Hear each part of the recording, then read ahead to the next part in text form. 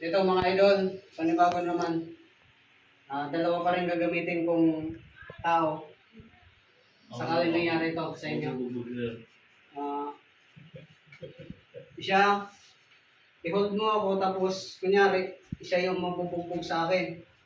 Nilak niya ako, paano makakalis dito? Halimbawa na lang ha. Ganyan ang nangyari. Pero ganun, di ba? Pag ganito, bago siya, halimbawa, nakapurma pa lang siya, ganito, hindi mo maganda yung maganda. Yan. Pag ganito, pansin niyo mga idol, kung paano ko lalaban, nakalak yung parehas kamay ko. Paano ko palago? Hindi kita sasagay. Baka matutukot. Yan. Pag gano, ito kasing kamay niya nakalak, pansinin mo ang gagawin ko. Ganyan. Sige. Yan. Pansinin niyo mga idol. Ulitin mo. Ganyan. Tapos sasakit na ako. Uy! Kahit ano dito, pwede dito. Ipapasok mo lang yan. Hindi ko naawat. Tuloy mo. Yan, para makawala. Kahit yung pasok na yun, matatanggal ko to. So bakit? Ikaw di halo dyan, pinasok mo. Oo.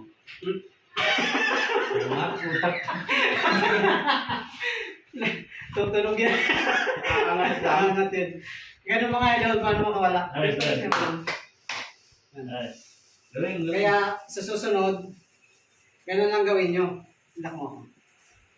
Pakita niyo sa kanila paano ako nila. Kabilaan kasi pinasok niya. Kaya naalis ko talaga yun.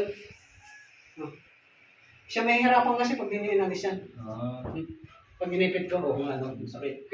Siya may hirapan. Paano pag ginawa mo kita? Siyempre, bago mangyari yan, ako muna lang. Hindi, ilalak ka niya eh. Sige na. Siyempre, unahan kita bago magawa. Hindi, bubugbugin na nga kita eh. Sige. Siyempre, bago ka lumapit, una na ako, di ba? Ako yun. Kasi, delikado ako, unahan na ako eh. Masapot Ganun mangyayari. Okay na ako. Pagkalak ng gano'n ang gagawin mo. Punta dito. Diba? Kung ayaw mo naman pag ganun, diba? Paano umalis dito? Ito lang. Pasok ka dito. Uy, Ano yun? Ano yung Angry Birds?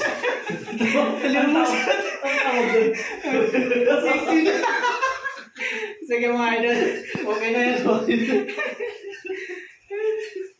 Mga ano pa.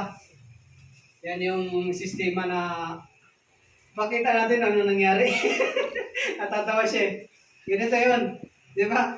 Ako lang ganun. Siyempre hatakin ko yung mataas. Para makaalis doon, yung, alam mo, nakaganyan ka, lipatin pa dito, tapos ganun. Pag ganun mo, ibawi mo ka agad ng ganun. Dudulas no doon. Kasi, gaganon siya eh. Magkakaroon ng space sa pagitan. Maganda doon tali mo na agad pati siya. Sige, bye.